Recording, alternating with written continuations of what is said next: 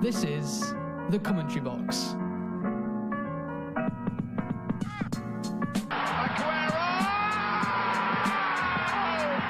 To me, tweeting was something that birds did. Dilly din, dilly dong, come on! Éder vai aguentar bem, encosta ele e falta apoio ali sobre o lado direito. Sai, remate e o gol!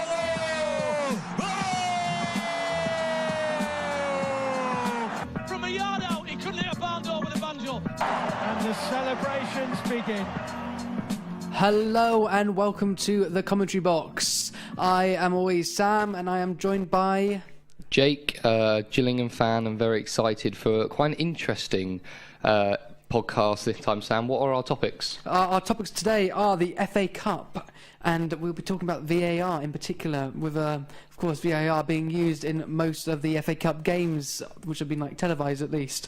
And then, of course, it is a week of Premier League fixtures, so later on in the show we shall also be talking about basically a preview to the BPL fixtures. So we hope you enjoy listening, and here it is.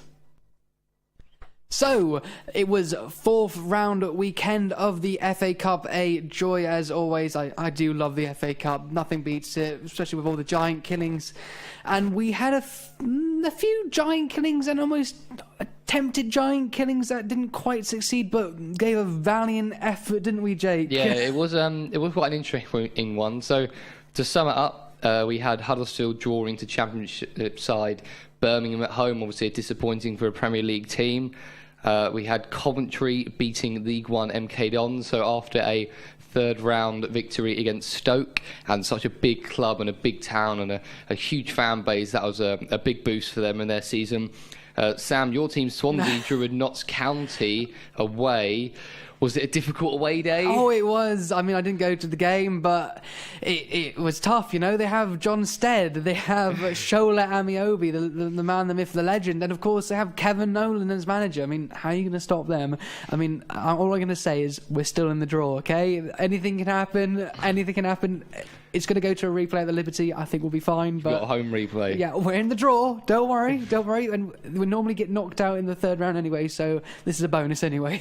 You're doing well. You're doing better than Gillingham. Yes. So, and then we had Wigan beat West Ham. That was a big surprising result. 2-0 at home.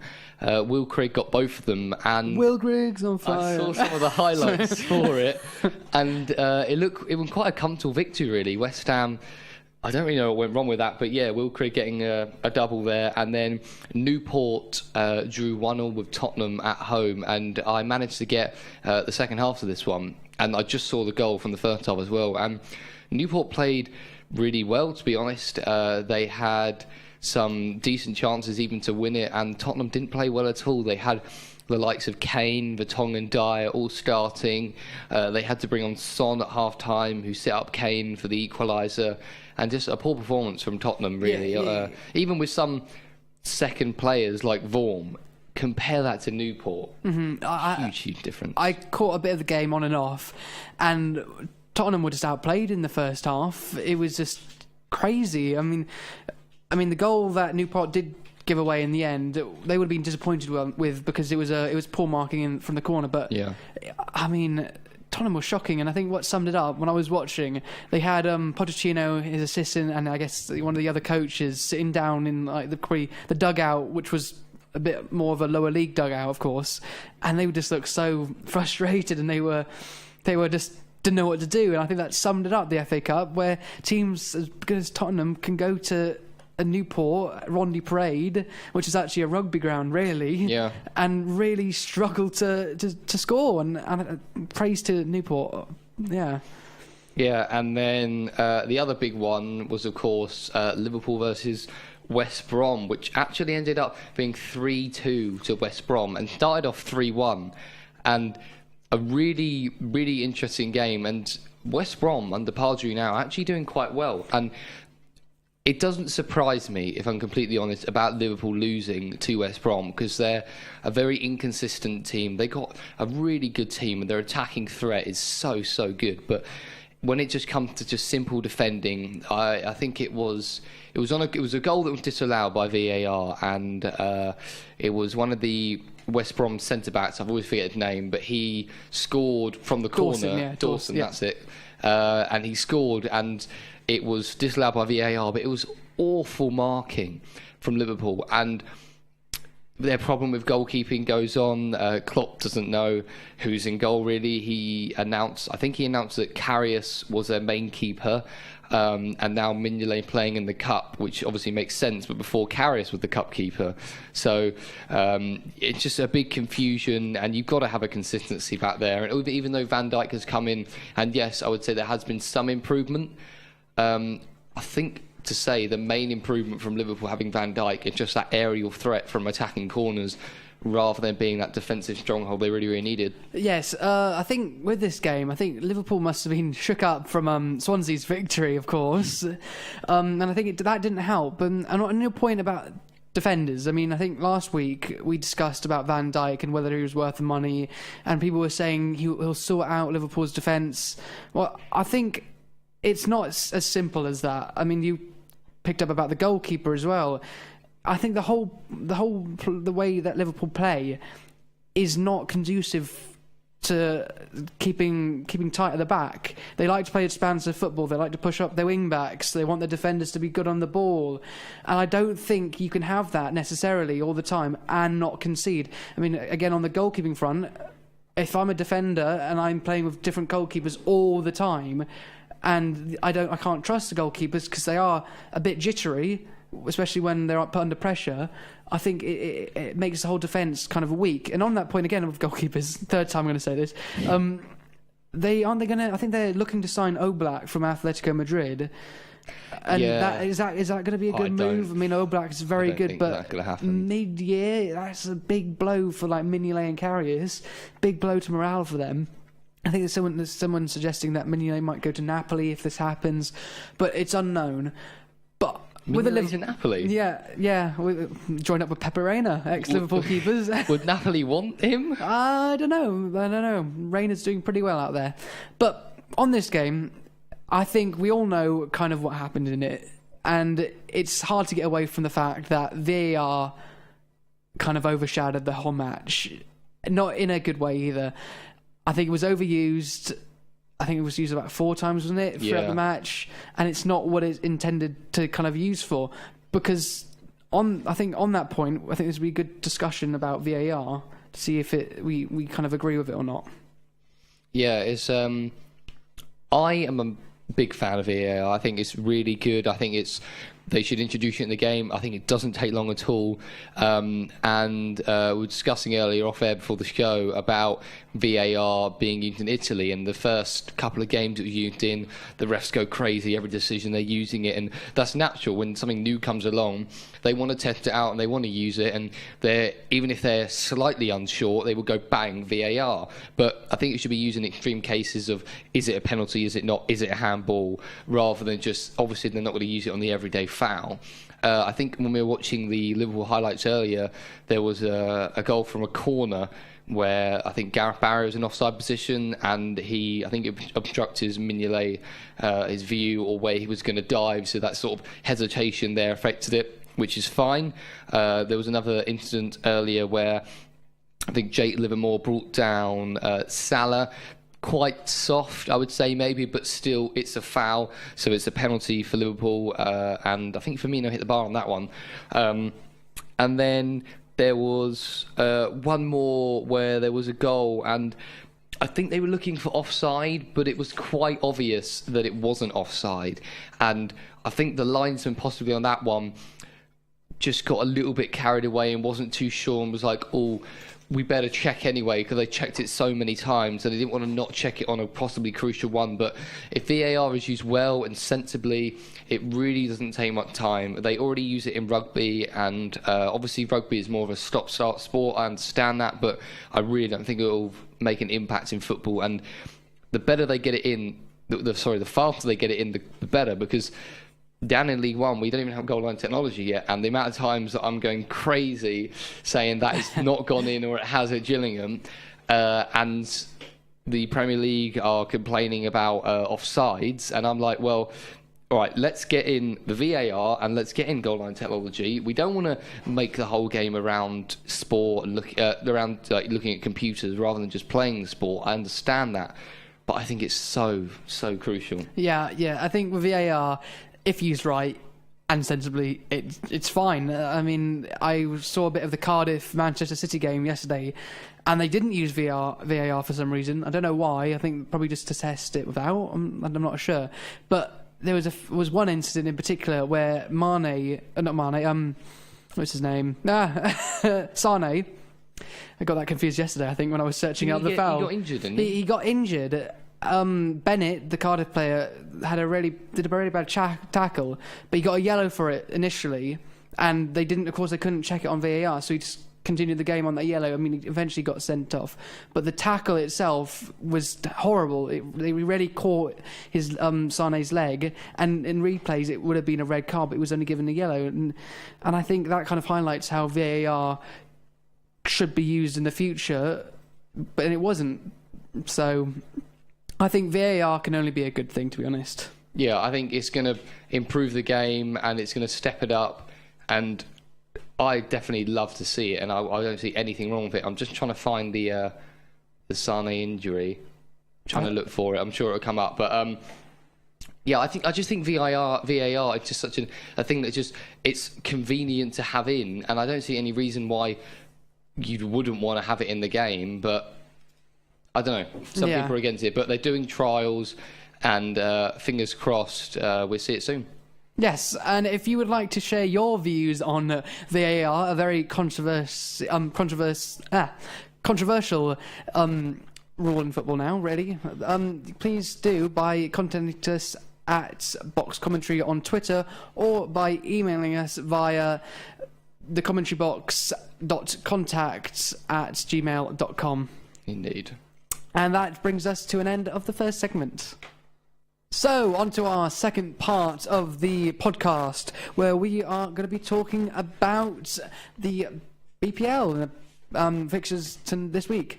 But first of all, of course, we always have a quiz question or a little question for you and for me to answer and for Jake to answer. Yep. So, of course, it was my question last week, which was, which Premier League defender has scored the most Premier League goals at 40 goals? And Jake, do you know the answer? Yeah, well, I decided I thought I wouldn't research or anything. I'll just base it on knowledge. And the first name that came to my head was John Terry, because I thought he'd been in the Premier League so long, he scored so many goals.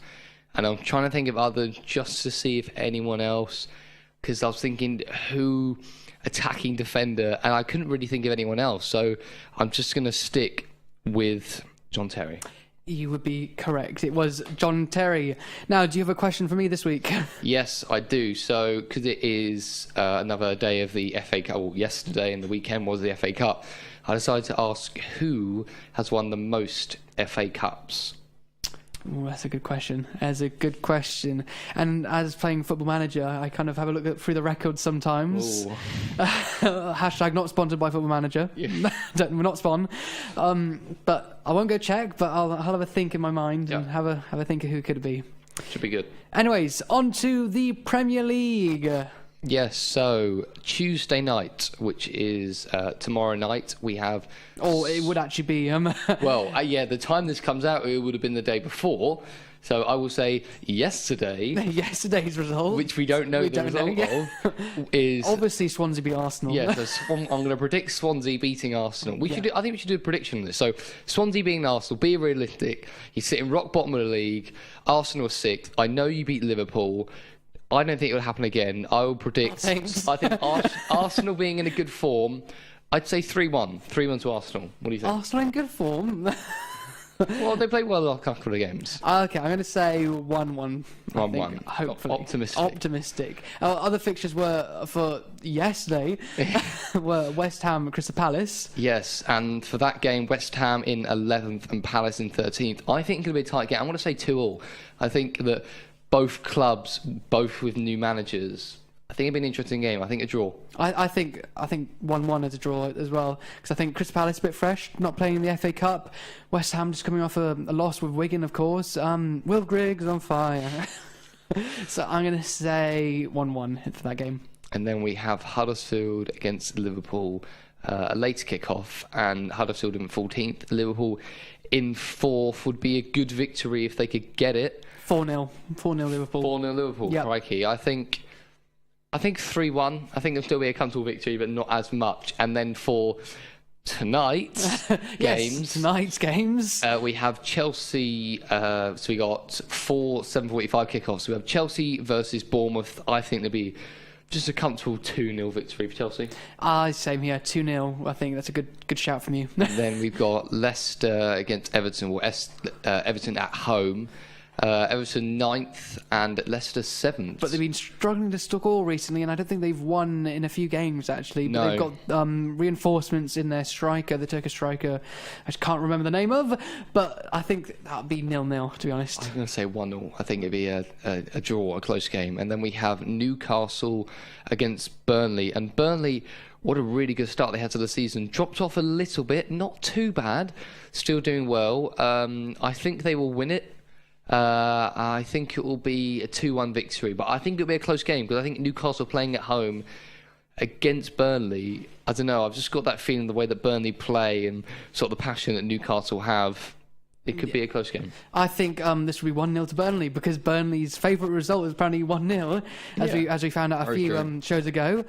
But I think this will be 1-0, especially as Aaron Lennon might get his first game for Burnley. Yeah, I think. he's Yes. he's gone to them. It's a good signing for them, to be honest. I think It's good for Burnley. it's a neat bit of business. And then the last 7:45 kickoff is the South Coast derby, Yeah. and that is Southampton versus Brighton. And Southampton struggling this season, really struggling. I'm shocked to see them in the relegation zone. I know that my old form tutor will not be very happy. He's a very passionate Southampton fan. If you're listening out there, Mr. Jones. But so Southampton at home to Brighton, and I think Southampton will win this. I think they need it. I think they want it. I think it'll be 2-1. I'm going to say this is 0-0. I think Southampton have been struggling for goals and still are struggling for goals, even under, of course, the new manager with not new manager, but the new manager at the start of the season in Pellegrino. But I think this will be 0-0. Yep, and then we got 3 8 o'clock kickoffs. So we have Manchester City versus West Bromwich Albion, and I think West Brom are a very strong, structured, defensive team, but I do think Manchester City will find a breakthrough, as they always do with teams, and I'm going to predict that's going to be 2-0 to Manchester City. I think 3-0. I think, though West Brom beat Liverpool, I think Manchester City are a bit more savvy, and I think they'll just kind of do the business, really, and win. Yeah, and then we have Tottenham versus Manchester United, which is also at 8 o'clock. And I think that's been a really interesting game. I'm not really sure where I'm going to lie with predictions. I think that obviously Manchester United are the better side. Tottenham at home, though, they've just come off of a poor draw in the FA Cup. I'm not sure. I think I'm just going to let Man United just edge it 2-1. Like you decide, isn't it? Yeah. I'll let them have it. I'm going to go with 3-2 Tottenham here. I think that Really? Yeah, I think it's a busy time for them in the near future with the Champions League. They've got a really difficult run of games, haven't they? So yeah, I think that Tottenham just will edge it. I think they're at home technically, I guess, and I think Man United might just find themselves losing to Tottenham. Fair enough. And then we have Stoke versus Watford, both with new managers. And before we do our prediction on that game, we did a poll last week. We did it over the weekend, and it was, do we agree with Watford's sacking of Marco Silva? And the results we discussed on Wednesday's podcast, which obviously you'll be listening to now. And we had 9 votes in the end, and it was a 56% to 44, obviously, to yes. So just edging it, that people agree with the sacking of Marco Silva. And at first I thought it was an outrage and how dare they sack such a good, talented manager. But I listened to a couple of other podcasts about football, and it sounded quite justified. They had a really, really good start to the season, and then suddenly Everton thinking of having Silva, and apparently it was apparent at the club that he wanted to go. He made that decision that he'd like to leave. His head was turned, results went out the window. The players thought, well, that the manager's leaving soon. There was sort of a loss of faith and trust, and it all went a bit downhill from then.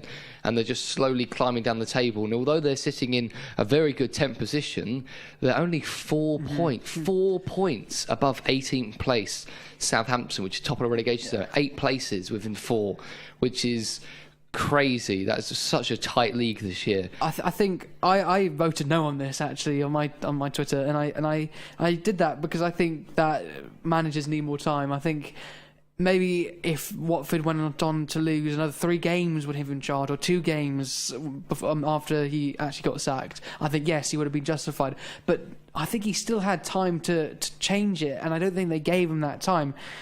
But that's part of football at the moment. But, of course, we'll have new polls coming up on Twitter. And as I said earlier, you can follow us at Box Commentary on Twitter. And you can kind of just see what polls are up there. And you can get involved, obviously. But predictions for this match, I reckon it could be a high-scoring one. Because there's new managers. They might want to just kind of... It's a game that they both really, really want to win. I mean, I hate saying that because everyone wants to win, but more so because they kind of just come in. I know Stoke got a victory against Huddersfield with Lambert, but Watford, this is Gracia's first Premier League game in charge, and I guess he wants to show what he's doing. So I think it will be 3-3.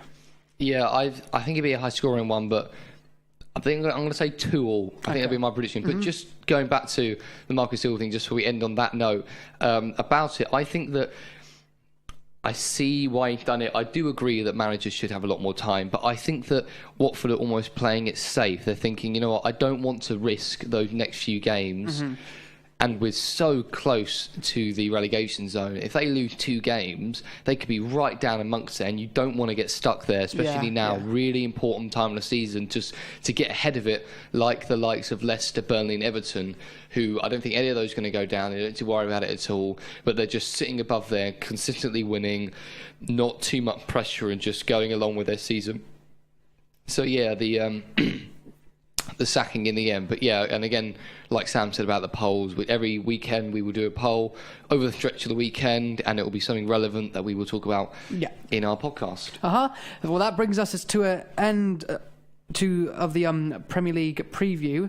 I think you just want to share a bit of news for tonight. Oh yeah, the on FA, Monday night. Well, for those listening on Wednesday, as you would have known, but if you don't, the FA Cup 5th round draw will be on Monday at 7:20.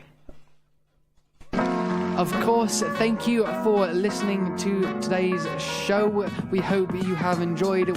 As always, we have, haven't we, Jake? Yeah, really good shows today. Quite interesting topics, and VAR, definitely a relevant thing that I enjoy talking about.